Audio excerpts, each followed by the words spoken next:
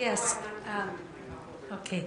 Can you talk about the oil law? There has been very little press about that. What's happening?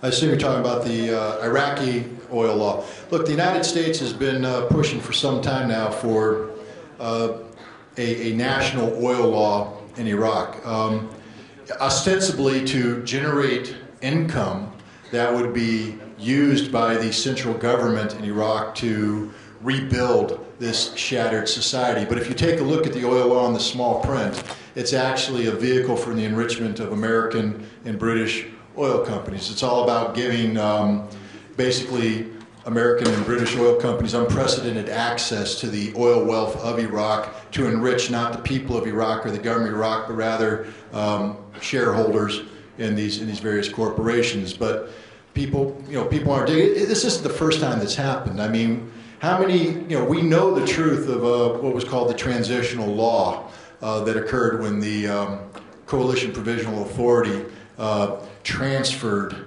political power to the newly elected purple finger democracy of Iraq.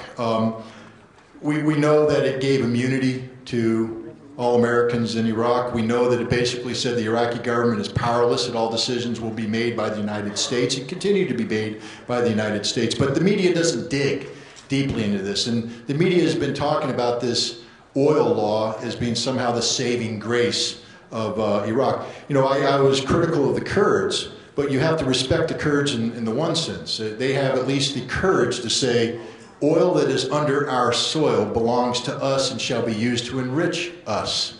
And we are not going to allow our oil to be hijacked by American and British oil companies.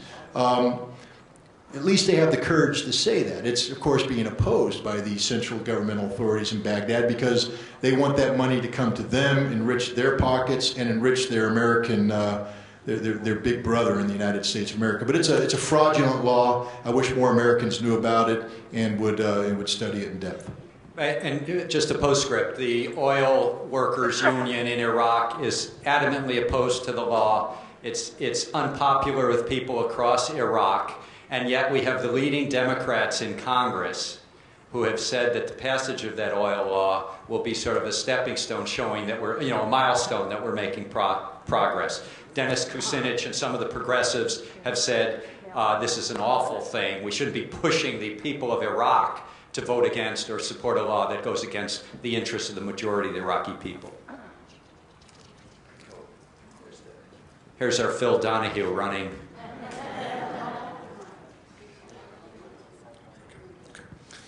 Hisham Ahmed, St. Mary's College of California. I can't really tell you how brilliant both presentations were. However, I have a question for Scott. As you aptly outlined, there are 3 strategic fatalities as a function of the war in Iraq. Iraq itself, the cradle of civilization. George Bush has become the reincarnation of Olago, so to speak, in Arab mind. My question is, how did your position, deviating from the norm, i.e. challenging the conventional wisdom, affect you personally? And what prompted you really to challenge the conventional wisdom in this manner? Thank you. Well, it's a twofold question. First of all, I'll just start with the foundational aspect of it. It's not as though I woke up one day and said, I'm going to challenge the United States position on Iraq. I've always held the same attitude and the same position from day one. I said it, I'm not a political scientist. I'm not somebody with a PhD in social science. I'm a simple Marine who was trained as an intelligence officer. And from day one, the Marine Corps pounded a number of things into my head, number one of which was an absolute adherence to integrity, that you will not deviate from the truth, one iota. And as an intelligence officer, I was told that my job isn't to tell my boss what he or she wants to hear, but to put the facts on the table and let them make a decision. And afterwards, I can disagree with their decision, but I'll be married to the facts. And I've done this from day one. I did it as a weapons inspector in the Soviet Union. I took on missile production rates that the DIA and CIA was using to drive up the defense budget. They said the Soviets were producing 200 missiles plus a year in a given factory. I went and did my work as an intelligence officer and came out and said they're producing around 60 a year. Now, you know that's a huge deviation when you're talking about building a defense budget to counter 200 missiles a year and only 60 are coming out. And I was told by 4-star generals in the DIA headquarters to change my assessment. I said I can't because it's based on the facts. General Schwarzkopf, I challenged him during the Gulf War when he said we were killing Scud missiles. And I said, we're not killing Scud missiles, we're killing anything but Scud missiles. He ordered me to change the document. I refused to do so because to do so would be to falsify an official government record. My job was to tell the truth, not back up the assertions of a general. And as a weapons inspector, I took on my bosses in the UN and people around the world by adhering to what the facts told us about Saddam Hussein's weaponry, not what the pundits and the politicians wanted us to say. And so from day one, I've held this position of telling the truth. Have I paid a price? I paid a pretty heavy price, but you know what? Not that heavy. I'm alive. I'm functioning. There's three. Look, I hope the people in this crowd don't take this wrong. I'm appreciative you came out there tonight, and I'm sure we agree on many things. We probably disagree on many other things. But there's only 3 categories of people that I really give a damn about. My family, my friends, and my colleagues. If anybody in those 3 categories is offended by something I said, I pay attention. I stand up. If my wife says, hey, you've done something wrong, I say, okay, I'm going to listen. If my friends say, Scott, you've hurt our feelings, I'm going to listen. And if my colleagues, the professionals that I work with, say, you're wrong on this one, I pay attention. And I have to tell you that to date, not a single person in those 3 circles has been opposed to what I've said. So have I paid a personal price? Not on your life. My relationships with my family, my friends, and my colleagues has been improved because I've stuck to the guns that I've possessed from day one, based upon honor and integrity and a sense of duty to this country.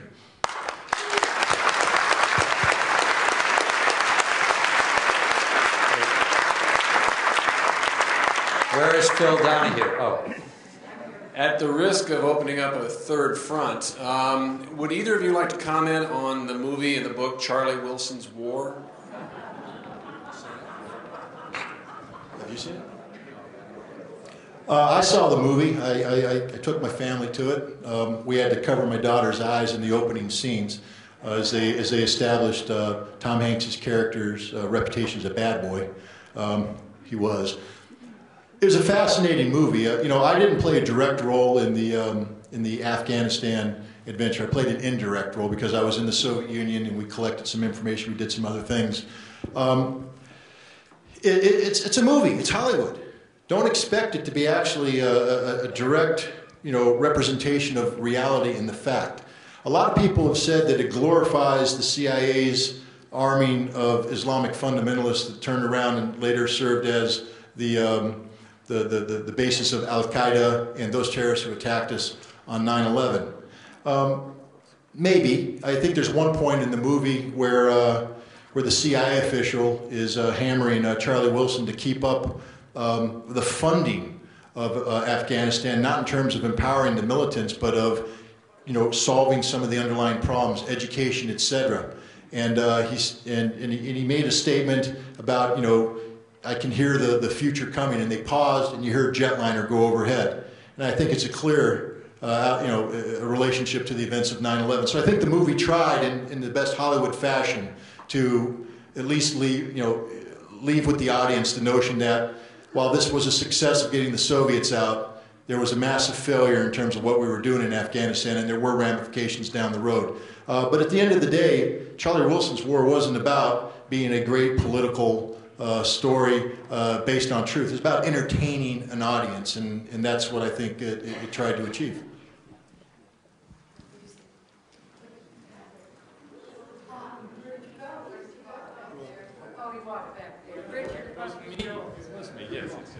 Yeah, Mr. Ritter, I read you. Last year you said that we would be invading Iran, which I figured last year made more sense because they had more time, but that didn't happen last year.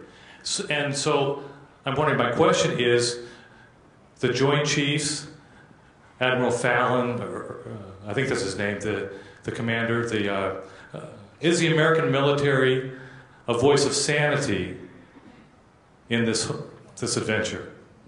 Well, first of all, I'll correct the record. Last year, with all due respect, I didn't say we're going to invade Iran. I think I said that there was a great risk that we would initiate an aerial bombardment of Iran. And I talked about a window of opportunity that opened up, and I talked about conditions that would have to be met in order for the strike to occur. And fortunately, none of those conditions were met. Therefore, the Bush administration did not take action. But I've also underscored from the very beginning that the underlying policy of the Bush administration vis-a-vis Iran is to remove the theocracy from power. And that the Bush administration has said and continues to say that it will achieve this prior to leaving office. It is the goal and objective of the Bush administration to achieve regime change, or at the very least set the conditions for regime change in Iran before they leave office. And the Bush administration has created the conditions conducive to military action. Now, you said, is the military going to be a voice of sanity? Yes and no. Yes and no. Yes, we have people like Admiral Fallon, the commander of the Fifth Fleet, who says, or at least he's quoted as saying, this won't happen on my watch. And yet Admiral Fallon goes around as the head of Central Command, as a representative of Central Command, and goes from national capital throughout the Middle East, saying that Iran is an ugly threat and encouraging the Sunni nations to unite to create a Sunni counterpart to the Shia crescent. He's doing the bidding of his masters. Never forget that the Constitution of the United States of America places the military under civilian leadership. The military does not make policy, it implements policy. And while there may be rational players in the military, at the end of the day, they will implement lawful orders given them by the National Command Authority. So if people are waiting with bated breath for the military to refuse somehow to carry out the instructions to bomb Iran, you're waiting in vain. When ordered to do so, I give you a 100% guarantee the military will bomb Iran. Hopefully, again, a window of strike opportunity exists today. I've said that it opens up in March, and it's a very dangerous time from March, April, May, June of this year. After June, we get into the silly season of presidential politics. Remember, any strike with Iran against Iran is a strike that is not based upon a threat to national security. It's an elective war, which means the president will strike Iran if he sees political benefit to be derived from that strike. And if the window opens and he sees political benefit, we will bomb Iran.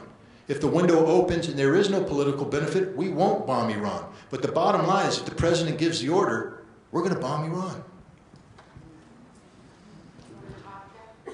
No. Yeah, I had a similar question there on Iran, because I've heard that the corporate leaders don't want to see that happen, that it would be bad for business. And I was wondering why the Bush administration would even want to do this. It seems like it actually is antithetical to a lot of their goals and would really screw things up for the Republicans and for his corporate interests. So I'm wondering why even do it. It doesn't really make sense. And, you know, if that kind of thinking might prevent it. Yeah, I think when you say, will an attack on Iran be good or bad for corporate interests, it'll be good for some corporate interests and bad for others. I think it'd be very good for the military sector, because the more weapons that are used, the more scare that can be done, the more they can pump up their budget. I said the other day that they're historians, they're looking back at the history of global empires, or empires, I should say. And they look at our military budget, where we spend as much on the military, pretty much as all other countries in the world today combined spend on their military. And they look back at the British Empire, they look back in the Roman Empire, and some historians are saying this has never happened before. So I think there's some corporations that benefit from these kinds of adventures, as reckless and dangerous as they are to middle-class Americans, the American public, and the people of Iran. They're good for some corporations. I assume it's going to be pretty bad for others. I'll throw in my 2 cents here. You know, a lot of people say it's all about oil. It's all about the oil. Before the war in Iraq, I had the opportunity to advise a major oil company about some things pertaining to oil, the Middle East, and war in Iraq. And I can tell you right now that the CEO of this company, and he told me that his views were shared by other CEOs, said that a war with Iraq would be the worst possible thing for the oil market. That no oil company wanted the United States to invade Iraq, because oil is a business about making money. We know that. All businesses. But the oil industry needs long-term stability to make money.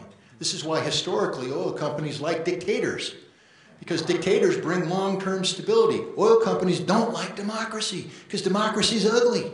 It's unstable. And the oil companies didn't want to get rid of Saddam. They wanted to figure out how to work with Saddam. They said by going into Iraq, we're going to impair our ability to explore and exploit oil long term. So you make money, not in the short term. They're making money right now, hand over fist, by raising the price of oil. But long term, it's to the detriment of these companies and their shareholders, because in 20 years, unless they're drilling oil now, they're not going to be making these profits in 20 years. They didn't like it. But Bush went to war anyways. Why? Because it's about oil. Not the oil companies, but about oil in terms of how America seeks to dominate regional supplies of energy. What are the two largest developing economies in the world today? China and India. What do they need to develop their economies? Access to energy. What is the policy of the United States? To dominate the Middle East and Central Asia so that we can exert leverage over the flow of energy to these two developing economies so that we can dictate the pace of economic development. That's what it's about when people say oil. Not about corporate short-term interests, but long-term strategic interests of a ideological base of neoconservatives that feel that 300 million people, that's the population of the United States, gets to dictate the terms of coexistence with 6.8 billion others. Oh, there's somebody in there.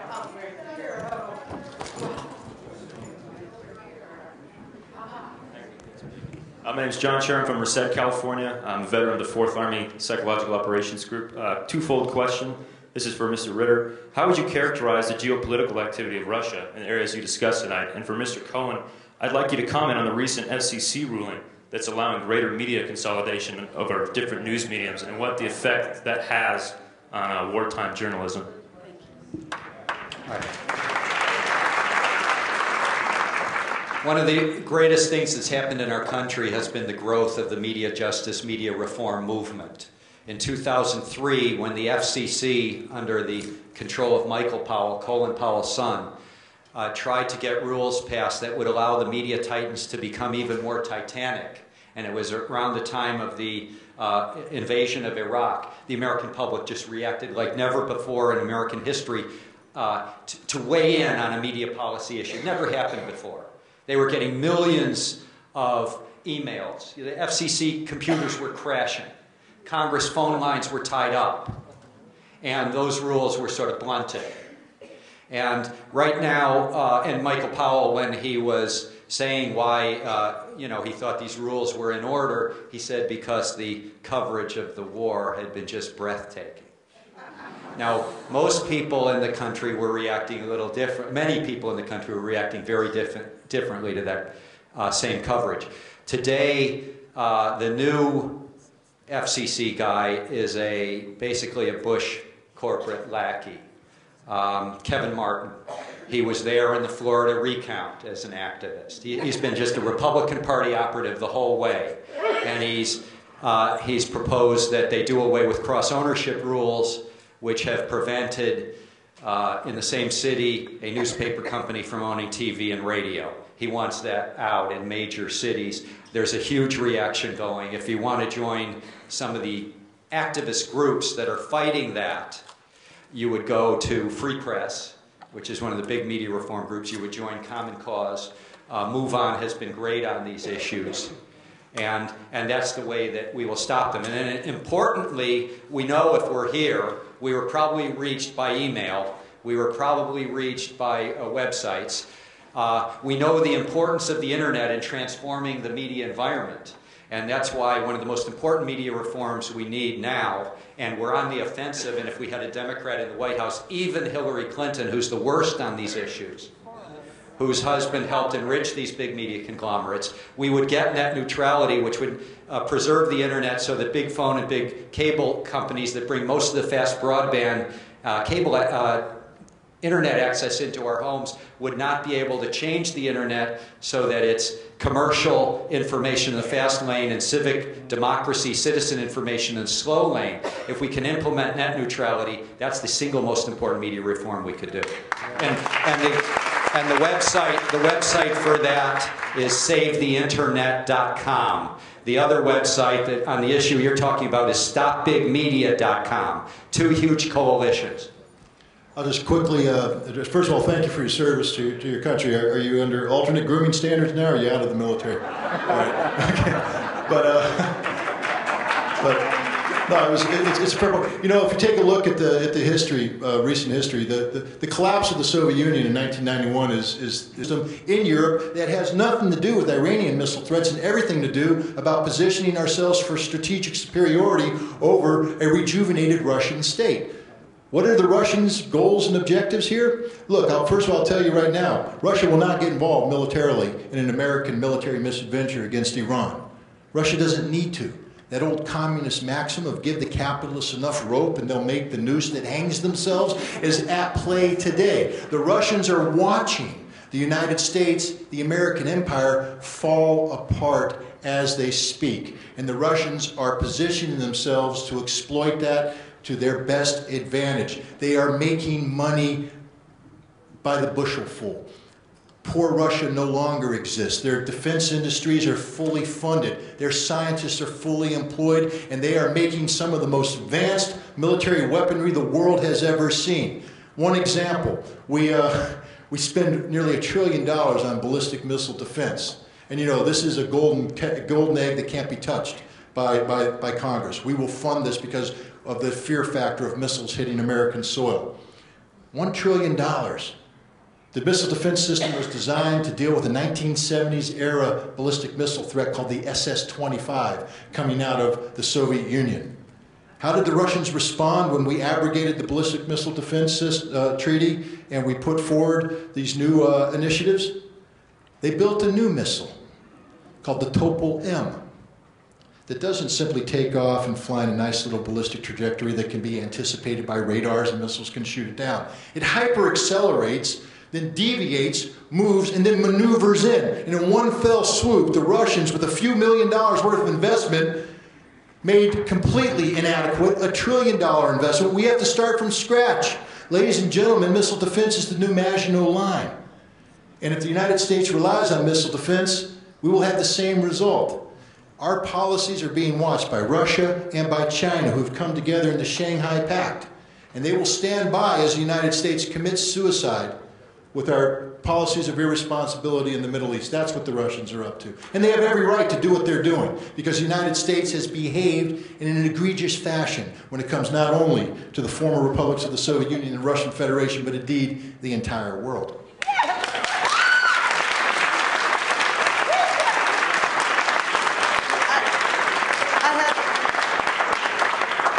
Questions, one for Mr. Ritter and then one for Mr. Cohen. Mr. Ritter, what about Chalabi? Where do we trace the money? Where do we connect the dots to find out where he stashed the money? And then, Mr. Cohen, how do we get the information off of the internet, off of the web, into people's hands who don't have access to the web? I've been trying to jump that shark. I'll just do this real quick. Ahmed Chalabi is one of the great charlatans of our time. He's a criminal. There's no doubt about it. What he did with the Petrobank scandal prompted the Jordanian government to rightly label him as an embezzler. He was able to get the CIA and the U.S. government to back him. The neoconservatives backed him, backed his lies. He's been exposed as a liar of the highest degree, and yet he remains untouchable, so to speak. It's not just the billions of dollars he stole from the Petrobank. It's not just the hundreds of millions of dollars that he acquired from the U.S. taxpayer at the time he was selling us lies. You know, for a while there inside Iraq, he was the head of the finance ministry, then the head of the oil ministry, and he built Iraq and the American taxpayers of even billions more dollars. This time protected by the Coalition Provisional Authority, Paul Bremer and others. He lives in comfort in Georgetown, in Washington, D.C., and in Mayfair, in London. And he flies first class back and forth wearing silk suits. And I would love to see someone like, was it Norm Coleman? You know, the Republican senator from Minnesota who sits there and demands to know how Saddam Hussein violated the economic sanctions, the oil embargo. It's a travesty. Yes, Mr. Coleman, it is. And how does Mr. Chalabi continue to violate American law and international law by bilking the American taxpayer of its hard-earned money, and you do nothing about it? I wish there was an investigation into Chalabi.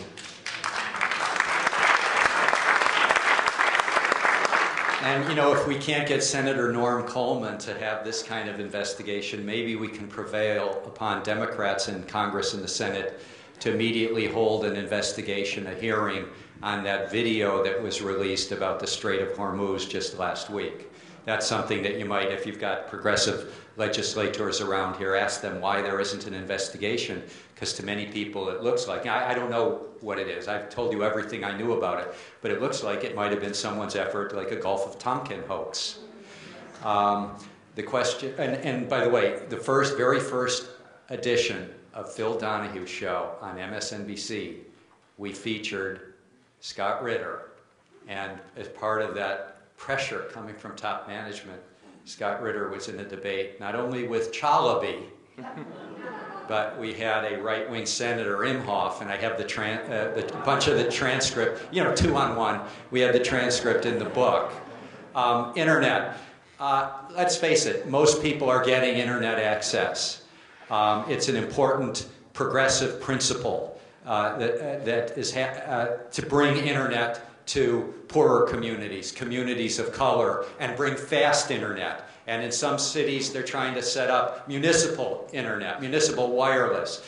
That's an important goal. I don't have to preach to people who live out here near Silicon Valley that getting fast internet to all of the people in this country, and by the way, other countries are way ahead of us in access to fast internet. That's one of the most important things you can do. And if you're not on the internet, if you're trying to help people that are not on the internet, my view is that saving the internet is helping, say, Robert Greenwald's documentaries get into cities and towns and communities and colleges across the country. He uses the internet to raise the funds, and he's using an old media form, movie documentary, to bring the news. Thanks a lot for the question. You mean there's something faster than dial-up? Two questions. One is, I understand, for Mr. Ritter, I understand that about 2 or 3 weeks ago, the Russians announced that they were going to supply the Iranians with air defense missiles or something of that kind. That's about 2 weeks ago. Now, how does that, if I'm correct in that, how does that change the dynamics of the American threat against Iran? And the second question is, has to do with the Middle East as a whole, and particularly Saudi Arabia.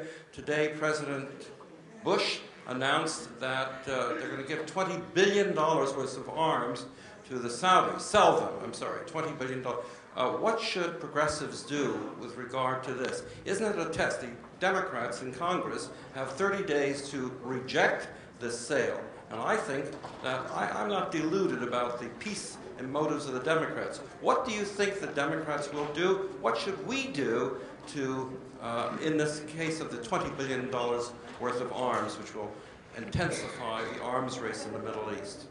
Well, first of all, talking about the Russian sale of military equipment, in this case surface-to-air missiles to Iran, you know, you hear a lot of people condemn, especially in the United States, condemn this because they say basically the Russians are giving the Iranians the ability to kill Americans.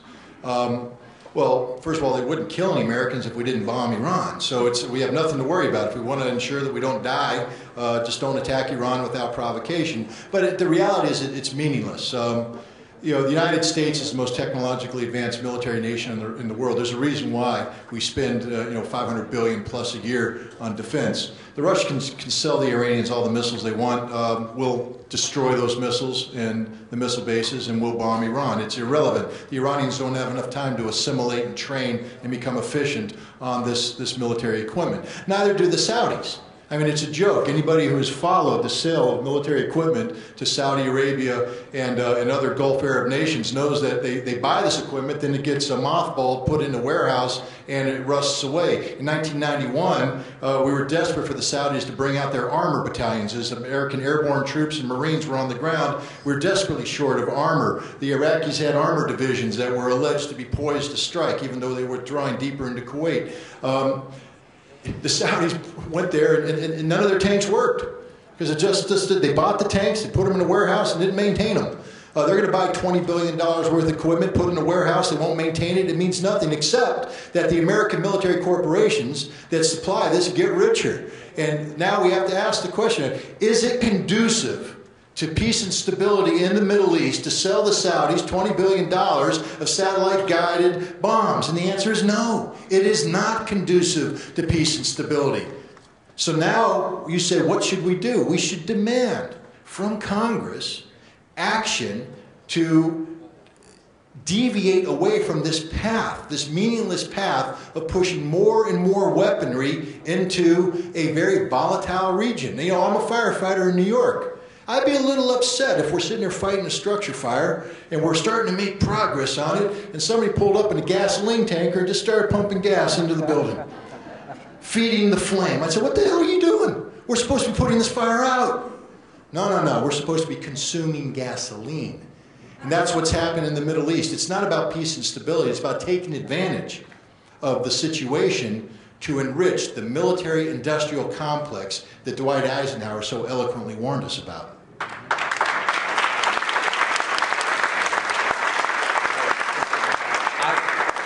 I want to weigh in a little bit on the question of the Democrats and Congress. We're in the middle of the political season that Scott calls the silly season. There's a Democratic Party debate that was going on as we drove over here.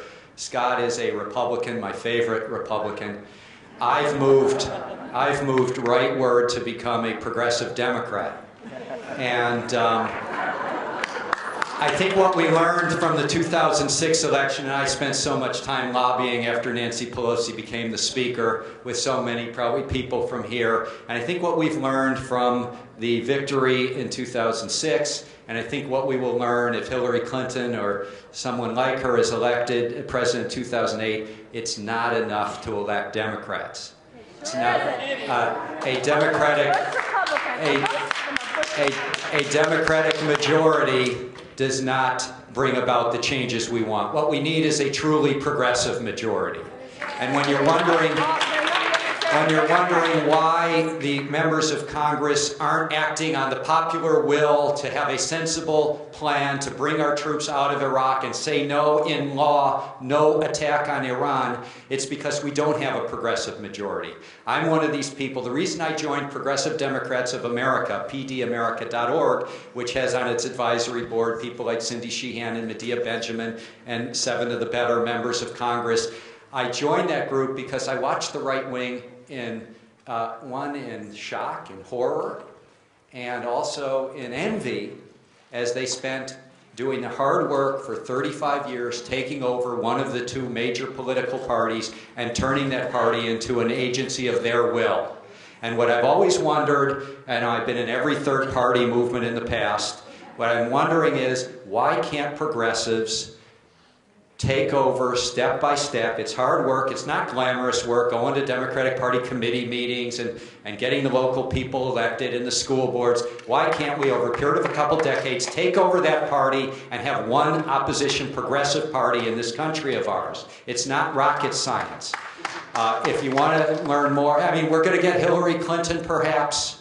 And then if we do, I mean, people ask me about, well, why am I so critical? I've watched the history of our country. When the Republicans are in power, our country seems to decline like this. Clinton's in power, and our country declines at a slightly lesser rate. Then they turn it over to the Republicans and go, aren't we about time that we think, how can we actually reverse course in this country and start moving upward again? And that's only going to happen, I believe, if we realize a Democratic majority is not sufficient. We need a party that's actually a progressive party to take power.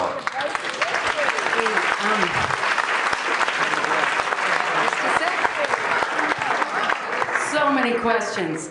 And we think it might be about time to close off. What do you two think? And we think you could answer some more questions while you're signing books in the back. Would that be fine? I'd like all of you to thank Scott and Jeff for joining us.